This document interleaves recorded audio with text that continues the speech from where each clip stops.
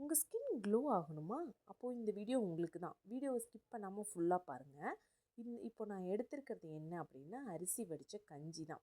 So நம்ம வீட்டில் கிடைக்கிற பொருளை வச்சு எப்படி நம்ம ஸ்கின்னை க்ளோ ஆகலாம் அப்படிங்கிறத நான் உங்ககிட்ட சொல்ல போகிறேன். நிஜமாக இதை நான் யூஸ் பண்ணி பார்த்துட்டு தான் நான் உங்ககிட்ட சொல்கிறேன். ஸோ நீங்களும் யூஸ் பண்ணி பாருங்கள். கண்டிப்பாக யூஸ்ஃபுல்லாக இருக்கும். நீங்கள் கமெண்ட் பண்ணுங்கள் யூஸ் பண்ணி பார்த்துட்டு எப்படி இருக்குது அப்படின்னு. ஸோ இப்போ நான் எடுத்திருக்கிறது இந்த அரிசி வடித்த கஞ்சி தான். நமக்கு ஃபுல்லாக தேவையில்ல. சும்மா ஒரு 2 to 3 ஸ்பூன் வந்து எடுத்து ஒரு கப்பில் வச்சுக்கோங்க. இதை வந்து ஒரு 1 hour வந்து ஃப்ரீசரில் வைங்க. ஸோ ஃப்ரீசரில் வச்சுட்டு வந்துடலாம். இப்போ பாருங்கள், நான் ஃப்ரீசரில் வச்சுட்டு வந்துட்டேன். அந்த இது தண்ணியாட்டம் இருந்தது எப்படி இப்போ வந்து பல்பியாக கட்டியாக இருக்குது அப்படின்னு பாருங்கள்.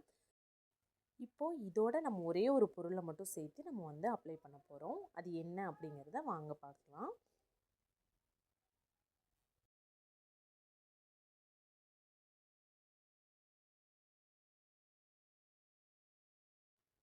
ஸோ இப்போ நம்ம என்ன ஆட் பண்ண போகிறோம் அப்படின்னா, இந்த ஆலோவேரா ஜெல் தான்.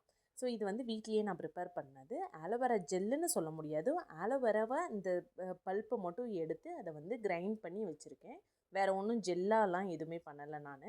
ஸோ நீங்களும் வந்து இதே மாதிரி யூஸ் பண்ணிக்கலாம். நான் ஆலோவேராவை மொத்தமாக எடுத்து கிரைண்ட் பண்ணிவிட்டு அதில் வந்து விட்டமின் இ கேப்சூலில் வந்து ஒரு ஒரு 3 கேப்சூல் மட்டும் போட்டு நான் கலக்கி வச்சுருந்தேன். ஸோ அதை வந்து நம்ம டெய்லி யூஸ் பண்ணுறதுக்காக ஒவ்வொரு ஸ்பூன் வந்து நம்ம எடுத்துக்கலாம். மொத்தமாக நம்ம ப்ரிப்பேர் பண்ணி வச்சோம் அப்படின்னா நம்ம வந்து டெய்லியும் வேணுங்கிற அளவுக்கு ஒரே ஒரு ஸ்பூன் மட்டும் எடுத்துக்கலாம். உங்களுக்கு விட்டமின் இ கேப்சூல் வேணாம் அப்படின்னா வெறும் ஆலோவேரா ஜெல்லை மட்டும் எடுத்து நீங்கள் வந்து கிரைண்ட் பண்ணி அதோட சேர்த்துக்கோங்க. நல்லாயிருக்கும் அதுவே. வாங்க இதை எப்படி அப்ளை பண்ணுறது அப்படிங்கிறத நான் உங்ககிட்ட காட்டுறேன். இப்போ இதை வந்து கொஞ்சமாக நம்ம வந்து எடுத்துக்கலாம். எடுத்து நம்ம வந்து நம்மளோட ஃபேஸில் வந்து நம்ம அப்ளை பண்ணணும். அப்ளை பண்ணும்போது என்ன ஆகும் அப்படின்னா வந்து நம்ம ஃபேஸ் க்ளீனாக இருக்கணும். ஃபஸ்ட்டு அப்ளை பண்ணுறதுக்கு முன்னாடி எந்த மேக்கப்பும் எதுவும் போடக்கூடாது. க்ளீனாக வச்சுக்கோங்க. எது ஒன்றுமே வந்து அப்ளை பண்ணுறதுக்கு முன்னாடி வந்து ஃபேஸ் க்ளீனாக தான் இருக்கணும்.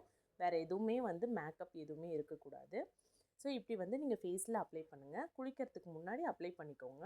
ஒரு 10 மினிட்ஸ் மட்டும் வச்சுக்கோங்க. எந்த ஒரு ஃபேஸில் நம்ம அப்ளை பண்ணுறதுமே ரொம்ப நேரம் வைக்க வேண்டாம்.